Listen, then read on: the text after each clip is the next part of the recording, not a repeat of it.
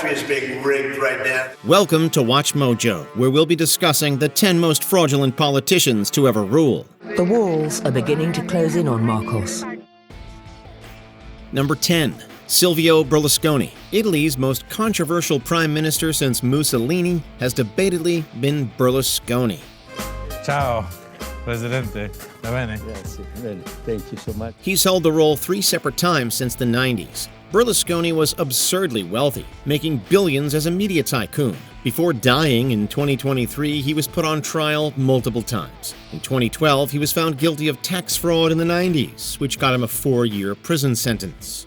A court in Milan ruled that the 76-year-old used offshore companies to avoid taxes on the purchase of American film rights. This was reduced to 1, then reduced to community service due to his age. His most publicized trial was focused on an inappropriate relationship of his, which got him a 7-year sentence, which was overturned on appeal.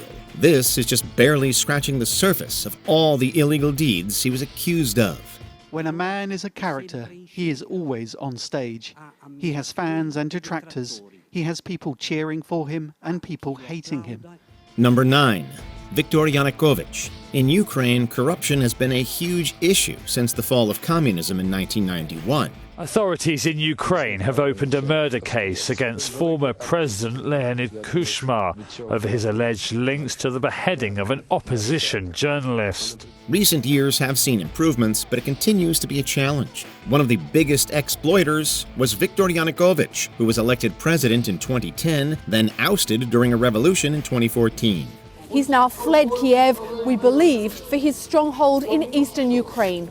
After he fled, they discovered a private zoo and a pirate ship restaurant in his mansion, among other ridiculously expensive indulgences. He and his associates are believed to have stolen almost $37 billion in total, an obscene amount. Ukraine has had a warrant for his arrest since 2014, but he's currently hiding in Russia. Ukraine is going to seek extradition from Russia of ex-president Viktor Yanukovych and other persons suspected of organizing the shooting of protesters in the Independence Square in 2014. Number 8. Bashar al-Assad.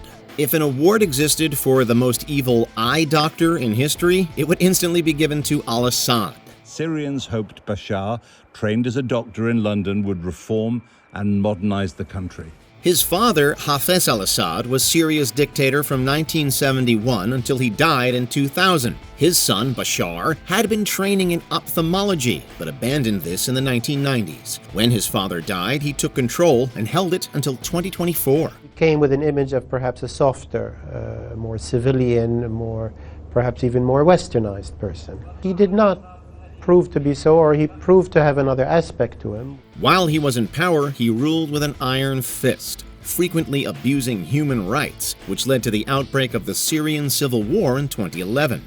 The US, Turkey, and others sided with the opposition pretty much from the start. The Syrian president had allies too. Russian warplanes bombed from the air, and militias backed by Iran fought on the ground. Countless war crimes were committed to keep him in power until he was finally ousted and fled to Russia in 2024. This marked the end of 53 years of despicable al-Assad rule in Syria. Number 7. Kim Jong-un. North Korea is often cited as the most corrupt country in the world. It's hardly surprising for a country where Kim Il-sung, a man who died in 1994, is considered their eternal president, therefore making it a necrocracy. A dramatic fireworks extravaganza in the North Korean capital Pyongyang marks the 99th birthday of the nation's founding leader, Kim Il-sung. 17 years after his death, the late leader remains North Korea's eternal president. They are one of the strictest countries ever formed. This has created a society where if you stick to the rules, you'll probably starve to death. Once a week, whole villages are required to attend meetings glorifying the leader.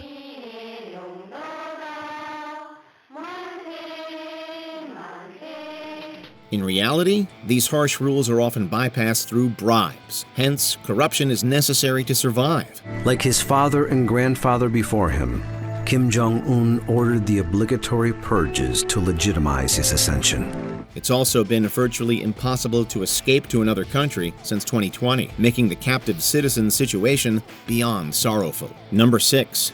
Robert Mugabe. In his younger years, Mugabe was considered a freedom fighter and a heroic Zimbabwean revolutionary.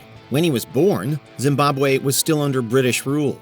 We started the war in order to get our country, and we haven't got our country. Mugabe was one of many who fought for independence, then became their second president in 1987, but held the position until 2017. His rule brought with it huge amounts of corruption and countless human rights abuses. Autocratic and corrupt, his style of government proved disastrous for the economy. Once known as Africa's breadbasket. For example, in 2000, he bizarrely won a lottery organized by the Zimbabwe Banking Corporation. From 2000 onwards, he encouraged native Zimbabweans to violently take white-owned farms. A series of rallies targeting youths began in Marondera, where Mugabe said he would remove all remaining white farmers and hand their land to landless Zimbabweans. Despite his issues, he was re-elected multiple times, but violence and fraud were highly common, so it wasn't necessarily representative of the people's desires. In truth, he leaves a battered country still hoping that democracy may flourish once more. A return to a democracy whose values he trampled, whose rewards he squandered, and whose people he paupered. Number 5. Vladimir Putin. Under Putin's reign, Russia has become one of the world's most corrupt nations. Well, of course, there has always been corruption in Russia, but building it into such a meticulous system was something only Mr. Putin has managed to do. Not only that, Putin uses his power as a weapon to destabilize other countries, such as Ukraine. Some experts say around 6% of Russia's annual GDP is lost to corruption, and some say it is much more. Putin's greatest fear is that the Russians will realize that his modernization project has failed. He came into power promising to make Russia into a modern Western country, and it's still basically a corrupt, backward country. The people who have to make up the difference are average working-class Russians, which leads to a huge rise in wealth inequality. Reports found that the country's wealthiest 1% own over 50% of Russia's wealth. A mind-blowing figure. All investments, all projects of Rosinvest were only implemented if Putin said yes to it. So no activity would have been possible without his acknowledgement. Unfortunately, Putin puts a lot of money into propaganda, meaning Russians aren't as outraged about corruption as they should be. If they do speak up, they could be sentenced to prison, making the situation even more tragic. If you could speak to President Putin now, what would you say? Please stop the war now. We are not enemies. Number 4. Sani Abacha. Nigeria was a military dictatorship between 1993 and 1998, with Sani Abacha pulling all the strings. Abacha, ever the enigma, played his cards with calculated precision. He created one of the most disgusting regimes in human history, causing widespread violence to eradicate opponents. Acts like executing environmental activists destroyed Nigeria's international relations. Under the present circumstances, the survival of our beloved country is far above any other consideration. Despite only being in power for 5 years, he managed to embezzle between $2 and $5 billion US. In the end, he died in suspicious circumstances. Officially, it was a heart attack, but no autopsy was performed, so people theorize he was poisoned.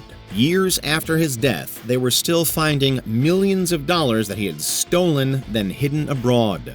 I can simply tell you what's being reported, and it's reported that somewhere between $3 to $5 billion were siphoned off by General Abacha. Number 3. Mobutu Sese Seko. Now the Democratic Republic of the Congo, it was called Zaire after Mobutu became the sole president in 1971, a position he didn't leave until 1997, when rebels finally ousted him. This was the home of the man who ruled the Congo for more than 30 years. President Mobutu Sese Seko. He used his power to exploit his country for as much money as he could. Estimates of how much he embezzled vary significantly, but some estimate he stole $5 billion. He transformed himself into a classic African dictator. Political opponents and rivals were killed or tortured. In 1970, it is claimed he stole 60% of the national budget. Mobutu used this money to build 3 palaces for himself as part of his extravagant remaking of his hometown. This was Gabodolite, which was intended to be a jungle paradise. In 1997, the place was raided by rebels and the palaces were abandoned. The money just dried up. This distant town on the edge of the country owed its privileged position to one man, and he'd gone. Number 2. Ferdinand Marcos. Between 1965 and 1986, the Philippines was ruled by an authoritarian leader, Ferdinand Marcos. He won on the slogan, "This country can be great again." During his rule, the Marcos family acquired obscene quantities of money. There's no definitive figure for how much, but one economist says it could be as high as $30 billion. Of course, this wasn't acquired through ethical means, or he wouldn't be on our list. He really cleaned out the treasury just to make sure that he would win the election. By the time he was ousted in 1986, the country was suffering from immense poverty alongside a major debt crisis. We were overextended on our loans we couldn't pay. Markets were going all over Asia trying to borrow money. He encouraged political violence, which led to the People Power Revolution in 1986. Marcos fled to Hawaii, taking with him $717 million of stolen cash. He lived a lavish lifestyle in Hawaii until dying in 1989, never once facing justice. He began to believe in his own propaganda. This is the danger when you stay there too long. Before we continue, be sure to subscribe to our channel and ring the bell to get notified about our latest videos. You have the option to be notified for occasional videos or all of them. If you're on your phone, make sure you go into settings and switch on your notifications. Number 1. Suharto. Indonesia's second ever president was Suharto, who seized power from the first president, Sukarno, in 1967. Suharto was born a humble peasant boy to a minor village official in the heart of Java. He ruled until 1998, when the country had finally gotten sick of his authoritarian regime. According to Time magazine, his family had amassed $73 billion in wealth during his 32-year rule. Because of him, at least 500,000 people were murdered in Indonesian mass killings in the 60s. Before the river was so high, they buried them up there. Justice was never delivered to Suharto, who was surprisingly still admired by millions of Indonesians after resigning. When he finally kicked the bucket in 2008, Indonesia gave him an extravagant funeral alongside a week of national mourning. This shows how divisive Indonesian opinions of him are, with many regarding him as a hero and many others considering him a monster. They refuse to, even in this late day, they refuse to recognize that Suharto is bad. Did we forget to include any politicians who you believe deserve a spot on our top 10? Let us know in the comments section. Any attempt to test our will be decisively dealt with.